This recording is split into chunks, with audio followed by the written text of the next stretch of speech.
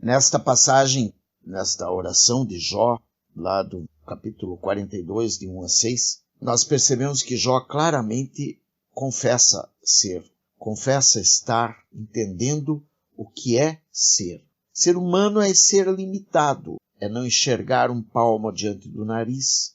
Ainda que você tenha todo o conhecimento, quem pode tudo e todas as coisas é Deus. Nada do que você possa arquitetar é infalível.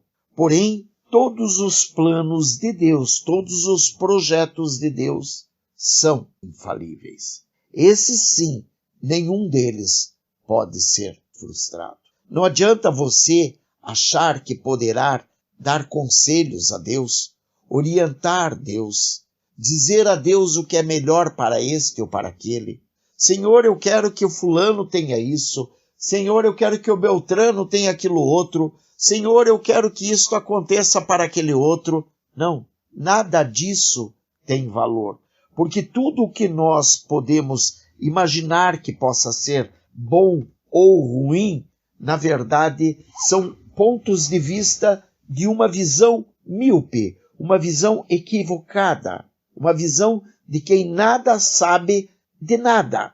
Sabemos apenas e tão somente daquele caminho pelo qual estamos transitando. O caminho que estamos transitando, lembremos-nos, é um caminho único. Ele não é nem de mão dupla, ele apenas vai. Nosso tempo vai, como diria o relógio, tic-tac, tic-tic-tac. E ele só vai. Na verdade, não entendemos absolutamente de nada. Nenhuma dessas coisas maravilhosas que vemos, elas são entendidas por nós, a não ser aquelas que nós conhecemos do nosso dia a dia, mas apenas e tão somente pelo ponto de vista com que elas se nos desnudam para nós. Aqueles pontos de vista que estão obscuros, ou seja, a face da lua que está voltada para o universo, para o infinito, aquela face nós não conhecemos. Nós conhecemos a face da lua que é mostrada para a terra. Essa nós já vimos inúmeras vezes. Mas ainda assim tem um monte de nuance, de cor, de colorido diferente que nós ainda não conseguimos entender. Nós ainda não conseguimos entender porque são coisas maravilhosas demais. Coisas que nós realmente não conhecemos.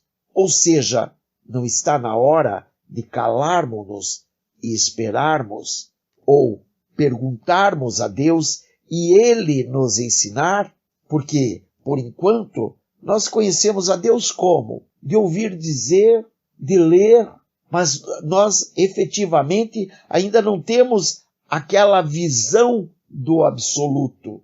Afinal de contas, ele ainda não se deu a conhecer a praticamente nenhum de nós. Agora, de qualquer forma, a partir do momento que ele nos permitir conhecê-lo, enfim, então nossos olhos vão vê-lo com mais clareza. E aí é que nós podemos dizer, então, que nós vamos nos arrepender no pó e na cinza, como dito em várias passagens que a gente via quando os antigos quando eles se sentiam entristecidos, eles choravam, eles se derramavam na presença do Senhor, eles se revolviam no pó e na cinza, porque eles entendiam a quantidade de seus erros, o quanto eles andavam errados. Então, quando eu leio esta parte, quando eu ouço esta parte desta oração de Jó, eu me lembro claramente da passagem de 1 Coríntios 13, onde diz lá que o amor é o dom supremo. Ainda que eu fale as línguas dos homens e dos anjos, se não tiver amor, serei como o bronze que soa ou como o símbolo que retine. Ainda que eu tenha o dom de profetizar e conheça todos os mistérios e toda a ciência, ainda que eu tenha tamanha fé, a ponto de transportar montes, se não tiver amor, nada serei.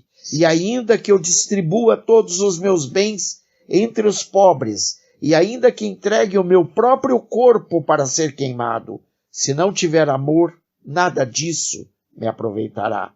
O amor é paciente, é benigno. O amor não arde em ciúmes, não se ufana e não se soberbece.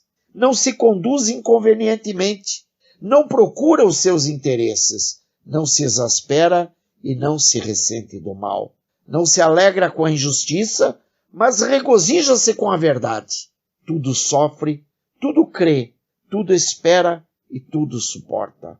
O amor jamais acaba, mas havendo profecias, desaparecerão. Havendo línguas, cessarão. Havendo ciência, passará. Porque em parte conhecemos e em parte profetizamos. Quando, porém, vier o que é perfeito, então o que é em parte será aniquilado. Porque quando eu era menino, falava como menino, sentia como menino, pensava como menino. Quando cheguei a ser homem, desisti das coisas próprias de menino. Porque agora vemos como em espelho, obscuramente. Então veremos face a face. Agora conheço em parte, então conhecerei como também sou conhecido. Agora, pois, permanecem a fé, a esperança e o amor. Estes três. Porém, o maior destes é o amor. Lembrando, então, o que disse ali. Na verdade, eu falo de coisas que não entendo. São coisas maravilhosas demais para mim. Coisas que eu não conheço. Escuta-me, pois, havias dito, e eu falarei, e eu te perguntarei, e tu me ensinarás. Eu te conhecia só de ouvir, mas agora os meus olhos te veem. Por isso me abomino e me arrependo no pó e na cinza. Essa oração ela é maravilhosa. Independentemente de termos entrado só em Jó 42, de 1 a 6, ele nos remete a outras passagens que são necessárias para que nós hoje possamos entender um pouco mais do que ele efetivamente nos quer dizer, como devemos orar. E devemos orar especialmente amando viver. Quanto mais nós aprendermos a amar esta vida que Deus nos deu, mais nós vamos aprender a louvar, honrar e glorificar o santo e sagrado nome, lembrando que só poderemos glorificar enquanto estamos vivos. Quando descermos a cova, não será mais ouvida a tua voz. E essa voz é muito importante hoje, agora, enquanto você está vivo.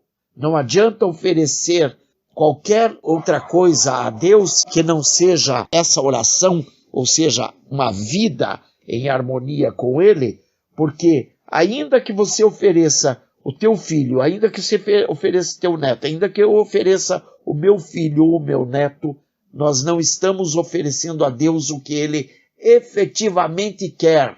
Ele quer tudo de mim para Ele. De mim.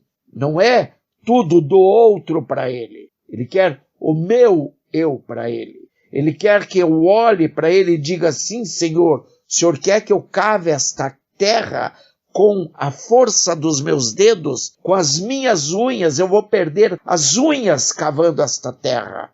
Se Ele disser sim, é sim. Em nome de Jesus, eu agradeço este momento, que nós tenhamos paz, amor e muita harmonia, hoje e sempre. Amém e amém.